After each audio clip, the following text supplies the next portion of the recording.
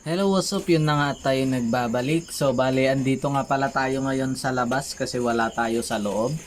Ayan, at kung mapapansin nyo sa likod ko, napakadilim kasi walang liwanag doon. Ayan, so yun na nga at napakadami pang lamok. Yan oh, kung mapapansin nyo lang sa likod ko, napakadaming lamok. At sana ganun din sa inyo. Sana madami ding lamok sa inyo. Bali, hindi nga pala ako makatulog kasi nagkakape ako. Ayan oh. At habang nagkakape ako, napag-isip-isip ko na manood at panoorin yung uncle ko na nasa India. Nasa India kasi yung uncle ko. At nagbebenta siya ng mga street foods. Kaya naman sabayan nyo ako at ating panoorin. Ito na nga. Tinikman ni uncle.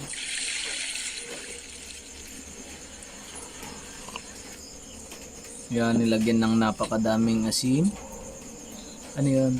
Paminta na drog. Tapos nangigigin lalokdan.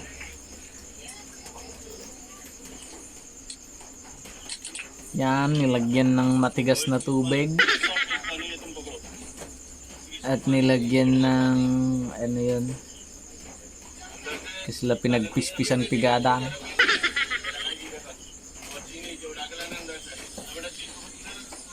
Oh, kinargaan na pa yung ipa. Alam niyo yung ipa, yung nakukuha sa kiskisan. Agtatapaw da ni.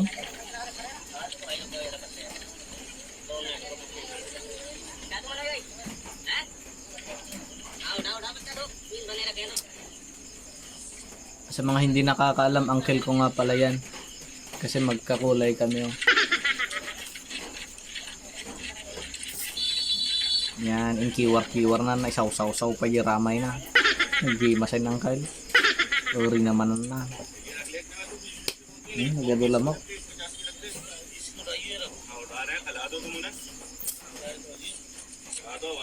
Ay, grabe niya oh. Inima-ima na latan. Pilido na sana yung takot dyan.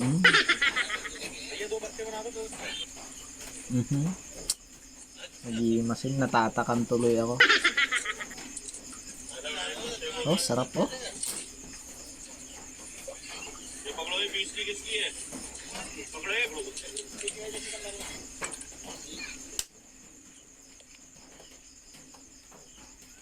Wow, daming ano oh. Ang daming pasyente. Ay, customer pala.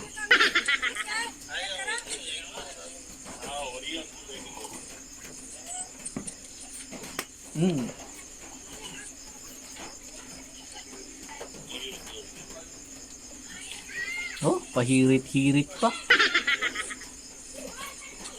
Hirit ng hirit.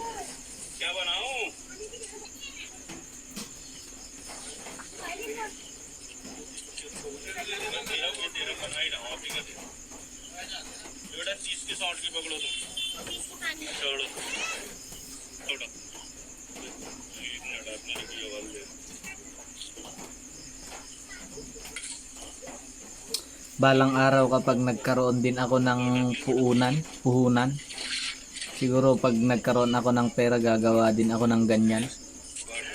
Pero hindi kamay ang gagamitin ko, paa na.